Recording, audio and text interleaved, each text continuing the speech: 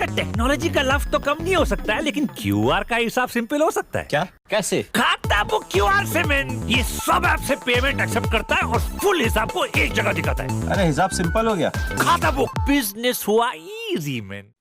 Hi everyone, thank you so much for joining us this afternoon. Thank you KG for joining us. As always, you can put in your questions in the chat box. I know some of you have already, so we will take those questions and KG is going to respond to those. Let's start with some that I have already. This one's from Shayok Banerjee from the Telegraph. He's asking, looking at the conditions in the UAE, what kind of adjustments did you have to make as far as your line and length is concerned? I think the line and length stays pretty much the same in all the conditions that you play in. If anything, you might want to adjust to be maybe a little bit on the fuller side, since the wickets are a bit slow and they can't sit up. But you know, it depends on the conditions that you're faced with on the particular day. You need to find the length that's going to work for that particular wicket.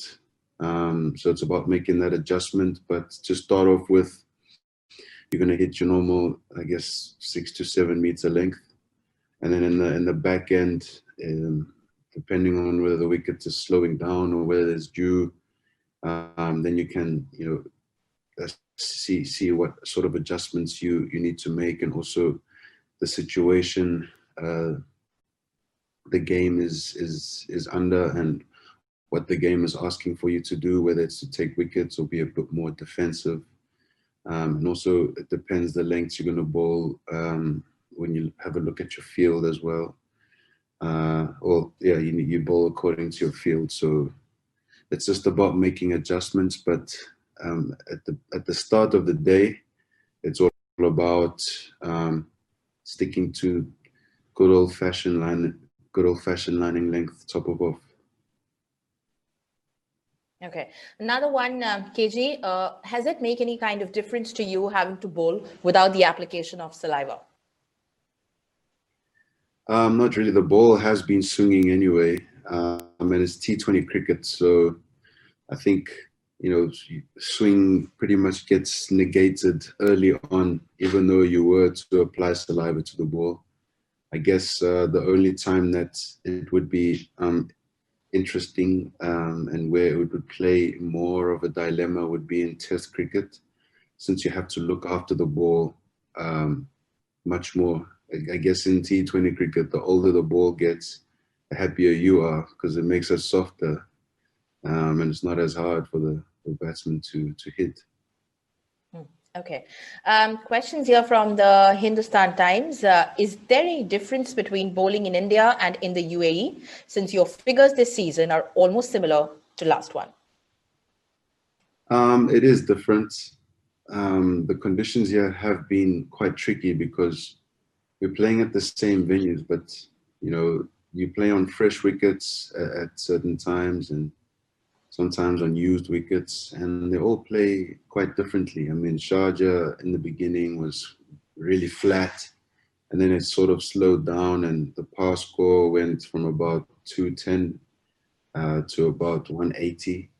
And in Dubai, the scores in the beginning were about 180, and they've sort of stayed the same. So now you're getting scores of 170, 160. But it is a little bit different. I feel that there is some seam movement sometimes, especially, I mean, if you have a look at last night's game in Abu Dhabi, a few games in Abu Dhabi where the ball's been seaming around. But all the pitches are definitely on the slower side, which is pretty similar to India. But it's a different kind of slow. I don't know how to describe it. I feel as if the conditions in the UAE have something for all the bowlers, for all the players, all facets of the game: spin bowling, fast bowling, and batting as well. So yeah, you definitely have to work hard for your wickets, and you have to work hard for your runs. So they've been quite decent conditions. obviously being the subcontinent, they would be on the slower side. Okay. This one's from Alaric Gomes from Gulf News. He's asking, what impressions did the late Nelson Mandela make on you? And how has that affected and fueled your desire to give back to your community and country? I do think that Nelson Mandela played a huge role in the world, particularly in South Africa, fighting for a basic need, which is, or a basic right, which is freedom. And it is important for people to not feel as if they are inferior. This is very important. So liberation of the mind is the most important thing, and I guess that's the message you want to spread, especially as a sportsman, where you do have a platform to, I guess, express this, because a lot of people do follow what you're doing. That's just the nature of us as sportsmen. There's nothing different to if I compare myself to like any other person, I'm probably the same, but I just play cricket where I'm on a stage where people can listen. So there is a social responsibility, I feel, to at times just keep a reminder that fighting for the right causes is important. And most certainly, I wouldn't want to shove my opinions or my ideals down anyone's throat.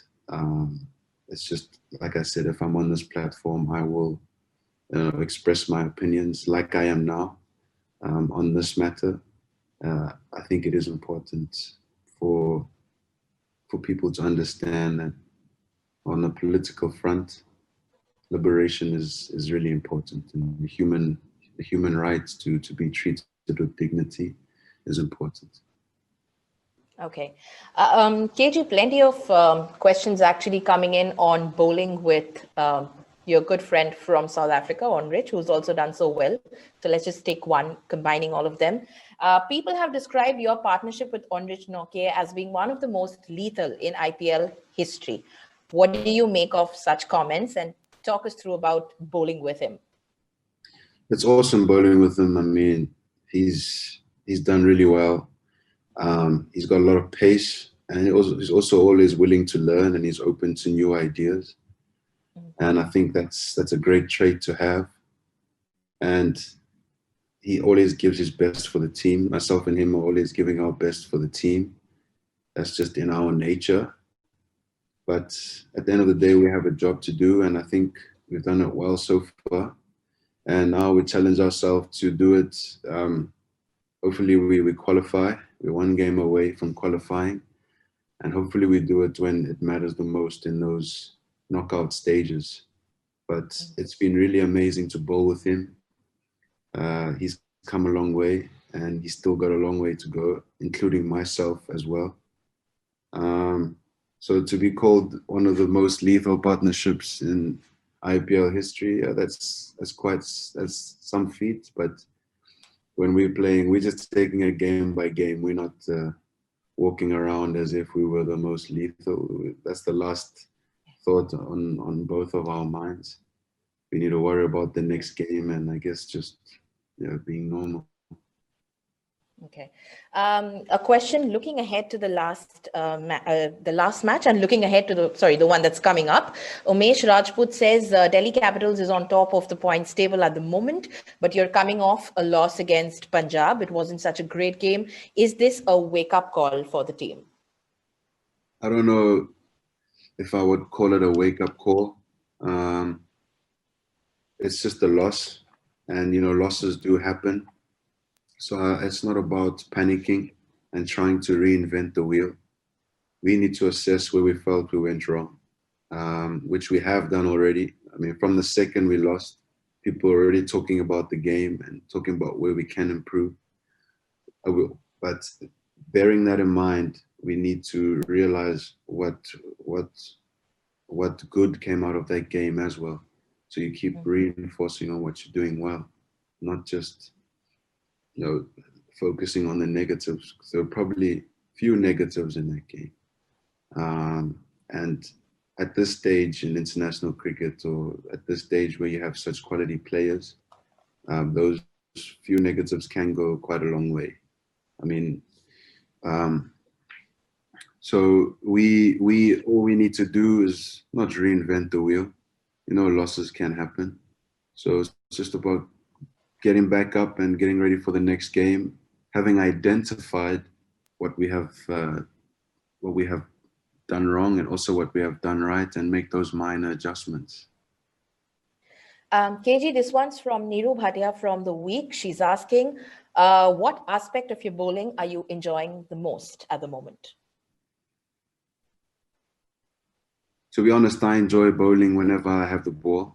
It's a challenge for me, whether I bowl 2 up front or 2 in the death, or 3 in the death and 1 up front.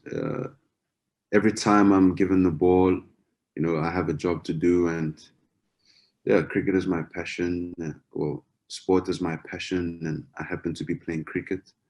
And I'm glad to be doing what I do, and my job is to try and take wickets and not go for as many runs as possible. So whenever I'm given the ball, that's all I try and do. Okay. One from Subodh Mayure from Midday. Your thoughts on Shreyas Iyer's role as the captain of the Delhi Capitals team? And additionally, he wanted to ask you your advice to a young speedster like Tushar Deshpande. Shreyas has been really unbelievable as a captain. I think he is young for a captain, especially when you are leading overseas players. And on a big stage such as the IPL, it's no Mickey Mouse stage. So he's done really well so far. He's also leading from the front. But Shreyas is just a normal guy. You know, he's chilled out. So when we get on the field, he is the captain, and he has to make decisions as well. But at least there are some senior players, and I'm sure Ricky is helping him a lot, and other senior players around the team where we can discuss a few things. So it's a very liberal environment. It's not a dictatorship, which is probably one of the reasons we've been really successful. So he's got all the tools around him, and I think he's used them well so far.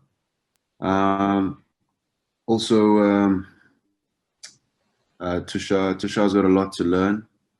Obviously, he just needs to take a game by game. He has not bowled badly at all, even in the last game. Like I said, again, it's just about those minor adjustments. And all he has to do now is learn from his experiences and use the tools that are around him. That's how he's going to get better, because he's got all the attributes. Okay. Question from Sameer Chabra. You recently tweeted that the skill level of the players in this year's IPL has been phenomenal. If you could highlight a couple of instances where you thought so about this edition of the tournament. I can't highlight a few instances because there have been so many. The batters are really skilled. They're playing all types of shots. The bowlers, there's pace bowling, there's wrist spin, there's finger spin.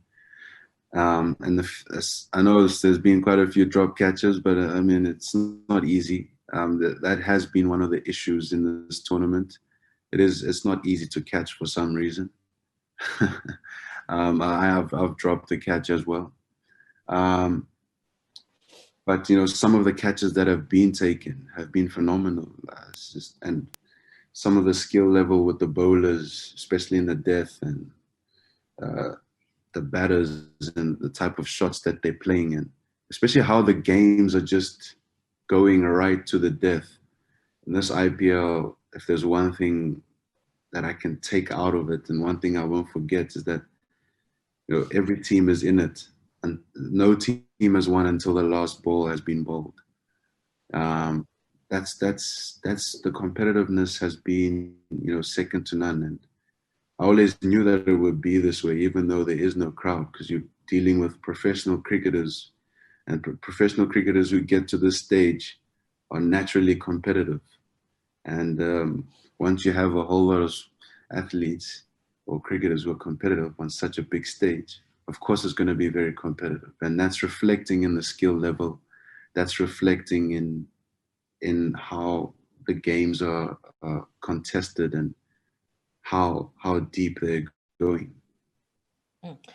We can take a few more. This one's from Vishal Menon from the Indian Express. In the past, you had picked Dale Steyn's outswingers, Imran Khan's in-swingers, and Waqar Yunus's Yorkers as the ingredients for the perfect test bowler.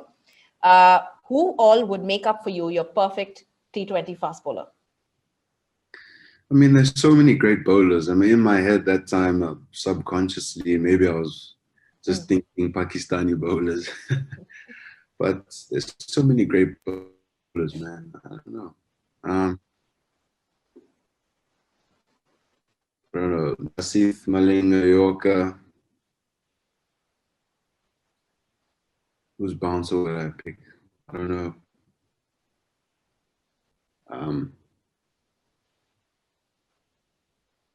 I'll pick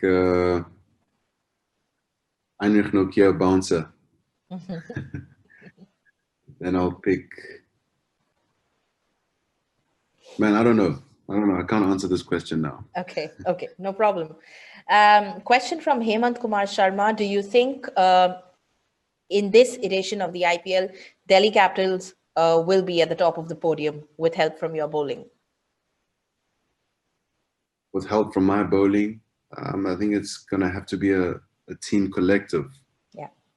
If you have a look, we've had 7 different man of the matches in the games that we've played. So there's just match winners in our team, match winners galore. So all of us, it showed that all of us are hungry to win. And of course, I mean, if I can pick up a man of the match and that secures us top spot, then I guess you can look at it that way, yes, but it's not because of my bowling. Each and every individual has bowled really well. It just so happens that I have the purple cap, that's it. Yeah. But I'm the one who's lucky to get the wickets. But I mean, Aksa is bowling beautifully. Ashwin's bowling beautifully. Anas is bowling beautifully. Tushar bowled beautifully in the game that he's played. Harshal Patel was in, he bowled well, he contributed. Everyone has contributed. Avesh came in, he contributed. So you got guys who are putting their hand up. Shreyas has contributed with the bat, Shikhar's contributed, Rishabh has, Stoyan has, Hetty has. So, I mean, Prithvi has as well, even though he's going through a bit of a shaky run. So it's about a team effort. And, you know, you got Ajinkya Rahane sitting out. That just shows you that it's quite tough. The camaraderie in the team is really good, and people are willing to put their hands up. Right. We'll take this last couple of questions before we close this. This one's from Rahul Bhatnagar from India Today, and this is about yourself, KG. It says, your records in the IPL, you're the purple cap holder at the moment, shows your consistency in the format. How do you bring in such consistency in T20 bowling? I think it's just about realizing what works for you, and also just summing up conditions and bowling toward those bowling according to the conditions, and also trusting your strengths and using your strengths and seeing how your strengths can go with the conditions. And then it's just about push and pull. All right. Okay. Last one, I think, KG, this one we'll talk about the match that's coming up next. It's going to be our first day game, and the team hasn't been able to win a match yet in Abu Dhabi. 2 losses have come there. The challenges of Abu Dhabi and your thoughts looking ahead to the Kolkata game. Surely, third time lucky. Third time lucky in Abu Dhabi. I'll leave it at that. Hopefully, third time lucky. All right. Thank you so much. Thank you so much, everyone, for joining. Thanks for sending us the questions. Thank you, KG, for your time. Thanks so much.